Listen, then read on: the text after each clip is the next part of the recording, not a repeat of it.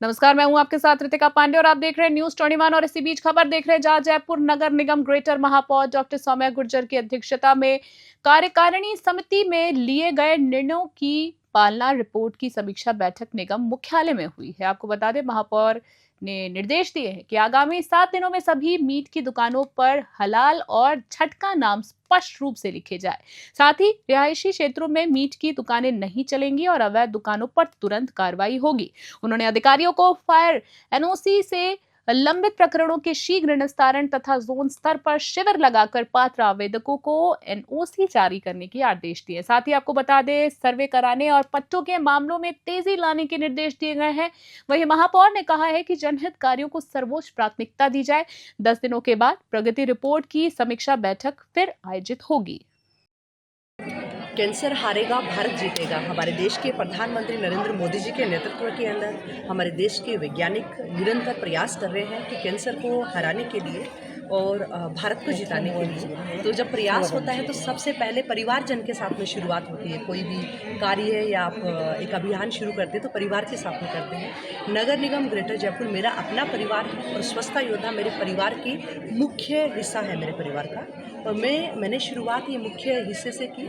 जो पिछला शक्तिवंदन कार्यक्रम है वहाँ स्वच्छता योद्धा और सरकारी स्कूल के बच्चियों को वैक्सीन लगाने का कार्यक्रम किया।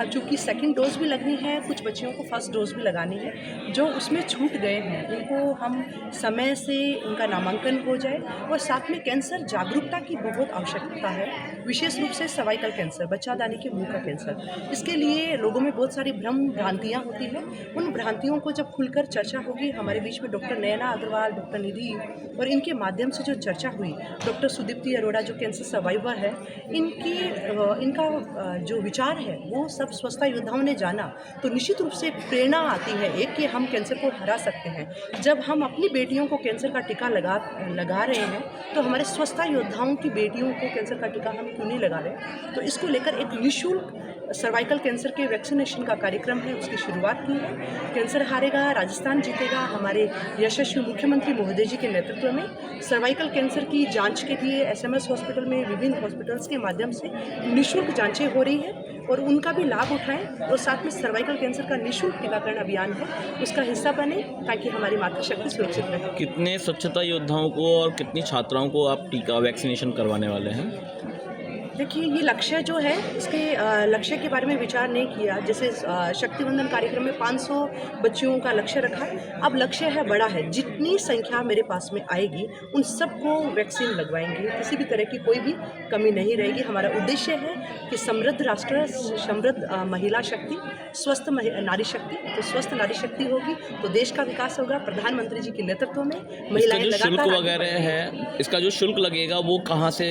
वो मेरी तरफ से दिया जाएगा। वो शुल्क किसी से भी नहीं लिया जाएगा। निःशुल्क टीकाकरण का अभियान है जो हम खुद ही उसको वहन करेंगे। अच्छा, ये वैक्सीनेशन भी जो है 6 महीने में होना होता है, 2 बार या 3 बार जो 2 भी? बार 9 से 14 साल की उम्र में 2 बार वैक्सीनेशन होना चाहिए। एक पहला वैक्सीन लगने के 6 महीने के अंतराल में दूसरा वैक्सीन लगेगा और दोनों ही वैक्सीन में लगवाऊंगा। नहीं, जो स्वच्छता योद्धा हैं वो इससे ज़्यादा उम्र की हैं, उनके शायद 6 महीने में 3 बार लगता है, जहाँ तक मेरे को अभी जानकारी 9 है। से 14 का, क्योंकि अभी है हमारे कारण जो मूल जड़ें हैं वहाँ तक हम जा रहे हैं कि सबसे पहली जो प्राथमिकता है वो शुरुआत वहाँ से होनी चाहिए जो 9 से 14 साल के स्वच्छता योद्धाओं के परिवार में है।